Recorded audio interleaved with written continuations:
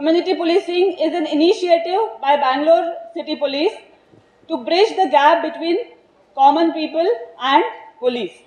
We conduct various beat level awareness programs. So every week, the beat officers and the area Suraksha Mitras, they do door-to-door visits. They create certain awareness sessions in parks. They create awareness sessions in schools, in factories, and tell people what is right, what is not right, what is expected, what precautions we need to take. So that helps in preventing the crimes. ಈಗ ಸಾಕಷ್ಟು ಕಾನೂನುಗಳಲ್ಲಿ ಈಗ ಬದಲಾವಣೆ ಆಗಿದೆ ನಿಮ್ಮ ಸುರಕ್ಷಾಗಾಗಿ. For example, ಈಗ ನೀವೆಲ್ಲರೂ ಈಗ ಈ ಒಂದು ಕಂಪನಿದಲ್ಲಿ ಕೆಲಸ ಮಾಡ್ತಾ ಇದ್ದೀವಿ. ಸಪೋಸ್ ಯಾರು ಇಲ್ಲಿ ನಿಮ್ಗೆ ಏನಾದ್ರೂ ಶೋಷಣೆ ಬರುತ್ತೆ, ಆ ಶೋಷಣೆ 2 ಕಡೆಯಿಂದ ಇರಬಹುದು. ನಿಮ್ಗೆ ಹಣಕಾಸಿನ ಬಗ್ಗೆ ಒಂದು ಸಮಸ್ಯೆ ಇರಬಹುದು, ಅಥವಾ ಫಿಸಿಕಲ್ ಅಥವಾ ಇಮೋಷನಲ್ ಶೋಷಣೆ ಟೈಪ್ ಇರಬಹುದು. ಸಪೋಸ್ ಯಾರು ನಿಮ್ಗೆ ಚುಡಾಯಿಸ್ತಾ ಇದ್ದಾರೆ ಅಥವಾ ನಿಮ್ಮ ಸುರಕ್ಷಾಗಾಗಿ ಏನಾದ್ರೂ ನಿಮ್ಗೆ ತೊಂದರೆ ಬರ್ತಾ ಇದೆ, ಅದಕ್ಕಾಗಿ ಪ್ರತಿಯೊಂದು ಪೊಲೀಸ್ ಸ್ಟೇಷನ್ ಅಲ್ಲಿ ಒಂದು ಮಹಿಳಾ ದೂರ್ ಡೆಸ್ಕ್ ನಾವು ಎಸ್ಟಾಬ್ಲಿಷ್ ಮಾಡಿದ್ದೀವಿ. ಅದರಲ್ಲಿ ಒಬ್ಬ ಲೇಡಿ PC, HC ಅಥವಾ ASI ಒಂದು ಲೇಡಿ ಸ್ಟಾಫ್ ಇರ್ತಾರೆ. ಅವರು ತಮ್ಮ ಜೊತೆಗೆ ಫಸ್ಟ್ ಮಾತಾಡ್ಕೊಳ್ತಾರೆ, ನಿಮ್ಮ ಏನ್ ಪ್ರಾಬ್ಲಮ್ ಇದೆ ಅದರ ಬಗ್ಗೆ ಶೇರ್ ಮಾಡ್ಬೋದು ನಿಸಂಕೋಚವಾಗಿ ಅವರಿಂದ. ಎರಡನೇದಾಗಿ, ಸಪೋಸ್ ಇಮರ್ಜೆನ್ಸಿ ಸಿಚುವೇಶನ್ ಆಗಿದ್ದರೆ ತಕ್ಷಣ ನಿಮ್ಗೆ ಸಹಾಯ ಬೇಕಾಗತ್ತೆ. ಎಲ್ಲರಿಗೆ ಗೊತ್ತು ನಮ್ಮ ಒಂದು ನಂಬರ್ ಇರುತ್ತೆ, ಸೊ 100 ನಂಬರ್. ಆ 100 ನಂಬರ್ಗೆ ಡಯಲ್ ಮಾಡಿ, ಈಗ ಪ್ರತಿ ಒಂದು ಡಿವಿಷನ್ ಅಲ್ಲಿ ನಾವು ನಿಮಗಾಗಿ ಒಂದು ಸೆಪರೇಟ್ ವಾಹನ್ ಉಪಯೋಗ ಮಾಡ್ತಾ ಇದೀವಿ. ಅದರ ಹೆಸರು ಅಭಯ ವಾಹನ ನಾವು ಹೇಳ್ತಾ ಇದೀವಿ. ಮಹಿಳಾ ಸಹಾಯವಾಣಿ ಇದೆ, 1091 ನಂಬರ್ ಹೆಸರಲ್ಲಿ ಒಂದು ಇಡೀ ನಮ್ಮ ಬ್ಯಾಂಗ್ಳೂರ್ ಸಿಟಿಯಲ್ಲಿ ಒಂದು ಮಹಿಳಾ ಸಹಾಯವಾಣಿ ನಡೀತಾ ಇದೀವಿ, ಅದು ಕೂಡ ಇದೆ. ಕೌಟುಂಬಿಕ ವಿಷಯಗಾಗಿ ಅಥವಾ ಏನಾದ್ರೂ ಬೇರೆ ವಿಷಯಗಾಗಿ ಕೆಲವು ಕೌನ್ಸಿಲಿಂಗ್ ಸೆಂಟರ್ಸ್ ಓಪನ್ ಮಾಡಿದೀವಿ. ಸಪೋಸ್ ನಾಳೆ ನಮ್ಗೆ ಏನಾದ್ರೂ ಸಮಸ್ಯೆ ಆಗಿದ್ರೆ ನಾವು ಸಂಕೋಚ ಮಾಡಬಾರ್ದು, ಹೇಳಲಿಕ್ಕೆ ಸಂಕೋಚ ಮಾಡಬಾರ್ದು. ಈಗ ಕೆಲವರು ಹೆಂಗಸರಾಗಿ ಹೇಳ್ತಾ ಇದ್ದೀನಿ, ನಾವು ಸಾಕಷ್ಟು ಸಲ ಸಂಕೋಚ ಮಾಡ್ತೀವಿ. ನಮ್ದು ಭಯ ಇರತ್ತೆ, ನನ್ನ ಹೆಸರು ಕೆಟ್ಟು ಹೋಗತ್ತೆ, ನನ್ನ ಅಕ್ಕಪಕ್ಕ ಮನೆಯವರು ಏನ್ ತಿಳ್ಕೊಳ್ತಾರೆ ನನ್ನ ಬಗ್ಗೆ. ಆದ್ರೆ ಆ ಸಂಕೋಚ ಮಾಡಿ ಆದ ನಂತರ ಸಪೋಸ್ ನಾವೆಲ್ಲರೂ ಪೊಲೀಸ್ಗೆ ರಿಪೋರ್ಟ್ ಮಾಡೋದಿಲ್ಲ, ಯಾರು ತಪ್ಪು ಮಾಡಿದ್ದಾರೆ ಅವರಿಗೆ ಹಿಡ್ಕೊಂಡು ಅವರಿಗೆ ಶಿಕ್ಷೆ ಕೊಡ್ಲಿಕ್ಕೆ ಅದು ಅವಕಾಶ ಸಿಗೋದಿಲ್ಲ. ಅವರು ಇನ್ನು ಮುಂದೆ ಹೋಗಿ ಏನಾದ್ರೂ ಅದೇ ತರ ತಪ್ಪು ಮಾಡ್ಕೊಂಡು ಹೋಗ್ತಾ ಇರ್ತಾರೆ. ಈಗ ನಾಳೆ ಹೋಗಿ ಅವರು ಇನ್ನೊಂದು ಲೇಡಿಗೆ ಚುಡಾಯಿಸ್ತಾರೆ ಅಥವಾ ಏನಾದ್ರೂ ಅವರ ಜೊತೆಗೆ ಮಾಡ್ತಾರೆ, ಅದರ ಹೊಣೆಗಾರ ಯಾರು? ನಾವು ನಿಮ್ಗೆ ಅಷ್ಟೇ ಒಂದು ರಿಕ್ವೆಸ್ಟ್ ಮಾಡ್ಕೊಳ್ತಾ ಇದ್ದೀವಿ, ನಿಮ್ಮ ಸಹಕಾರ ಬಿಟ್ಟು ಪೊಲೀಸ್ಗೆ ಕೆಲಸ ಮಾಡ್ಲಿಕ್ಕೆ ಬರೋದಿಲ್ಲ, ನಮ್ಗೆ ಎಲ್ಲರಿಗೆ ನ್ಯಾಯ ಕೊಡಿಸ್ಲಿಕ್ಕೆ ಬರೋದಿಲ್ಲ. ನಮ್ದು ಸಿಸ್ಟಮ್ ಇದೆ, ನಾವು ಇದ್ದೀವಿ, ನ್ಯಾಯಾಲಯ ಇದ್ದಾರೆ, ಎಲ್ಲರೂ ಇದ್ದಾರೆ. ಅದಕ್ಕಾಗಿ ನಿಮ್ದು ಸಹಕಾರ ಮೋಸ್ಟ್ ಇಂಪಾರ್ಟೆಂಟ್ ಇದೆ. ಅದಕ್ಕಾಗಿ ದಯಮಾಡಿ ನಿಸ್ಸಂಕೋಚವಾಗಿ ನಮ್ಗೆ ಮೊದಲೇದಾಗಿ ಬಂದು ಇನ್ಫಾರ್ಮೇಶನ್ ಹೇಳಿ. ನಾವು ಇಲ್ಲಿ ಬ್ಯಾಂಗ್ಳೂರ್ ನಗರದಲ್ಲಿ ಪ್ರತಿ ತಿಂಗಳ 2ನೇ ಶನಿವಾರ ಏನಿದೆ ಅದು ಮಹಿಳಾ ಸುರಕ್ಷಾ ದಿನಾಚರಣೆ ಹಾಗೆ ನಾವು ಆಚರಣೆ ಮಾಡ್ತೀವಿ. ಅಲ್ಲಿ ನಾವು ಏನೀಗ ವ್ಯವಸ್ಥೆ ಮಾಡಿದ್ದಕ್ಕೆ ಸಿಟಿಜನ್ ಕಮಿಟಿನಲ್ಲಿ ಹೆಚ್ಚೆಚ್ಚಾಗಿ ಮಹಿಳೆದು ಪ್ರಾತಿನಿಧ್ಯ ಇರಬೇಕು. ಅವರಿಗೆ ಆ ಭಾಗದಲ್ಲಿ ಏನು ಸಮಸ್ಯೆ ಆಗ್ತಾ ಇದೆ ಆ ಸಮಸ್ಯೆ ಬಗ್ಗೆ ಅವರು ಬಂದು ಚರ್ಚೆ ಮಾಡಬೇಕು. ಆ ಒಂದ್ಸತಿ ಈ ತಿಂಗಳ ಅವರು ಹೇಳ್ತಾರೆ ಇಲ್ಲ ನಮ್ಗೆ ಈ ಭಾಗದಲ್ಲಿ ಈ ಸಮಸ್ಯೆ ಇದೆ, ಆ ಸಮಸ್ಯೆ ಇದೆ, ಮುಂದಿನ ತಿಂಗಳ ಏನು ಅದು ಪ್ರೋಗ್ರೆಸ್ ಆಗಿದೆ ಅದರ ಬಗ್ಗೆ ಏನು ಕ್ರಮ ಜರುಗಿಸಿದ್ದಾರೆ ಅದರ ಬಗ್ಗೆ ಚರ್ಚೆ ಆಗ್ಬೇಕು.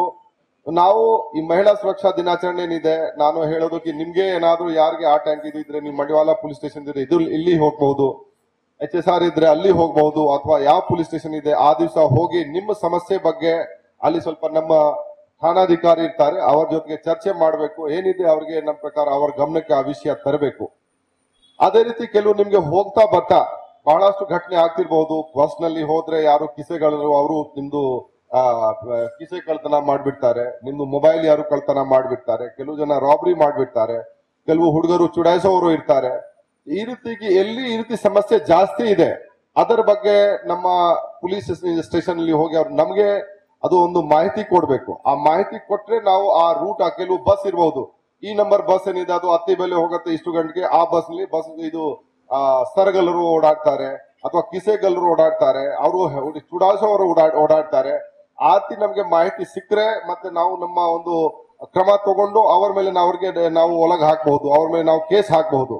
ನಿಮ್ದು ಒಂದು ಸಹೋದ್ಯೋಗಿ ಮೇಲೆ ಏನಾದ್ರೂ ಇದು ಅವ್ರಿಗೆ ಏನಾದ್ರೂ ಕಿರುಕುಳ ಆಗ್ತಿರ್ಬಹುದು, ಅವ್ರಿಗೆ ಯಾರು ಚುಡಾಯಿಸಿರ್ಬಹುದು, ಅದರ ಸಲುವಾಗಿ ತಕ್ಷಣ ನಾವು ಪೊಲೀಸ್ಗೆ ತಿಳಿಸಬೇಕು. ಅವರು ಹೇಳಿದ್ರೆ 109 100 ಏನಿದೆ ನಮ್ಮ ಯಾವಾಗಲೂ ನೀವು 100ಗೆ ಫೋನ್ ಮಾಡಿದ್ರೆ ಬ್ಯಾಂಗ್ಳೂರ್ ಸಿಟಿ ಲಿಮಿಟ್ ನಲ್ಲಿ ಆ ಒಂದು ಕಂಟ್ರೋಲ್ ರೂಮ್ಗೆ ಫೋನ್ ಹೋಗುತ್ತೆ. ಅಲ್ಲಿಂದ ಅವರು ತಕ್ಷಣ ಏನಿದೆ ಯಾರು ಚೀತಾ ಆಗ್ಲಿ ಹೊಯ್ಸಲ ಆಗ್ಲಿ ಯಾರು ಅಲ್ಲಿ ಬೀಟ್ನವರು ಇರ್ತಾರೆ ಅವ್ರಿಗೆ ಅಲ್ಲಿ ಕಲಿಸಿ ತಕ್ಷಣ ಯಾವ್ದು ಕ್ರಮ ಜರುಗಿಸ್ಲಿಕ್ಕೆ ಅವರು ಯಾವ್ದು ಒಂದು ಏರ್ಪಾಡು ಮಾಡ್ತಾರೆ.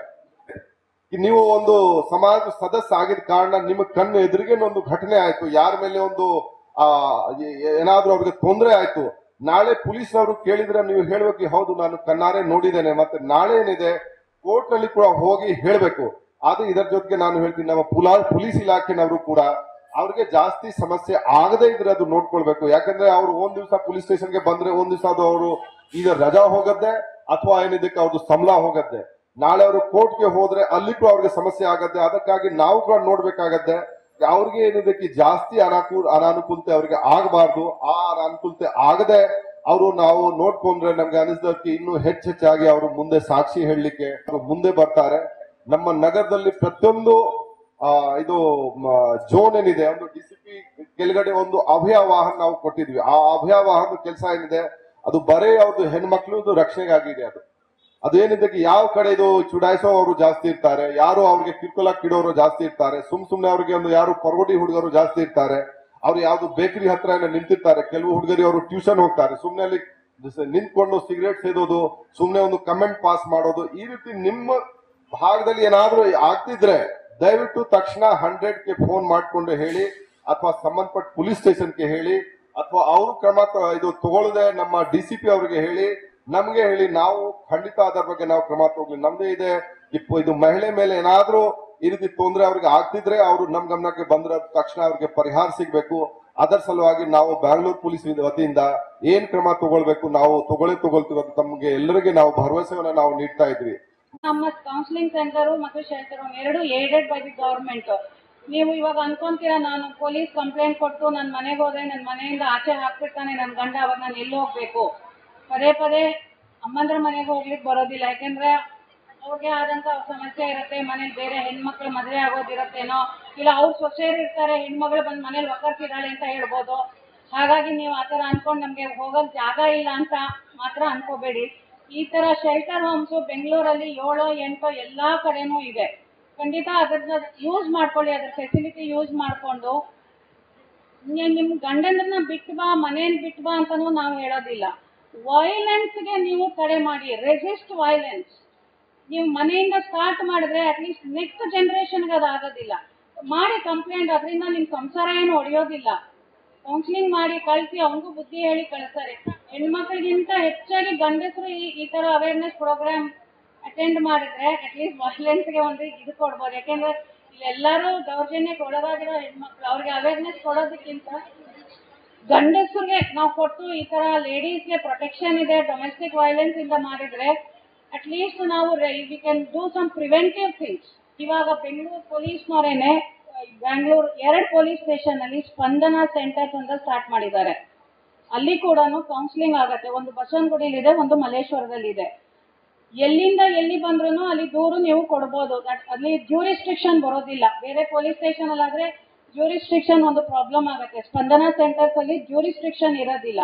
ನೀವು ಅಲ್ಲಿನೂ ಬಂದು ದೂರು ಕೊಟ್ರೆ ಅಲ್ಲಿ ಇನ್ನೂ ಕ್ವಿಕ್ ಆಗಿ ಮಾಡ್ತಾರೆ. ಯಾಕಂದ್ರೆ ಪೊಲೀಸ್ ಸ್ಟೇಷನ್ ಇಂದ ಫೋನ್ ಆಗುತ್ತೆ, ಗಂಡಸರನ್ನಾಗ್ಲಿ ಯಾರ್ಯಾರು ದೌರ್ಜನ್ಯ ಮಾಡಿದಾರೋ ಅವ್ರನ್ನ ಇಮಿಡಿಯೇಟ್ ಆಗಿ ಕರೆಸಿ ಒಂದು 2-3 ಸೆಟ್ಟಿಂಗ್ಸ್ ನಲ್ಲಿ ಬೇಗ ಪ್ರಾಬ್ಲಮ್ ಸಾಲ್ವ್ ಮಾಡಿ ಕೊಡ್ತಾರೆ. ಇಷ್ಟು ಸೌಕರ್ಯ ಇರೋದನ್ನ ದಯವಿಟ್ಟು ನೀವು ಉಪಯೋಗಿಸ್ಕೋಬೇಕು. Resist violence at any time. ಇಲ್ಲೇ ಒಂದು ಬೋರ್ಡ್ ಹಾಕಿದ್ದಾರೆ ನೋಡಿ, I am not a toy ಅಂತ. ಅದು ನಿಮಗೆ ಹಾಕಿರೋದು. ಇದನ್ನ ಓದ್ಕೊಂಡು ಮನೆಯಲ್ಲಿ ಪ್ಲೀಸ್ ಟೆಲ್ ಎವ್ರಿಬಡಿ, ಯಾರು ನಿಮ್ಗೆ ಹರಾಸ್ಮೆಂಟ್ ಮಾಡ್ತಿದಾರೋ ನೀವು ವಸ್ತು ಅಲ್ಲ ಡೊಮೆಸ್ಟಿಕ್ ವೈಲೆನ್ಸ್ಗೆ. You are also a bread winner in the house. ನಿಮ್ದು ಒಂದು ಡ್ಯೂಟಿ ಇದೆ. Stand up for your rights.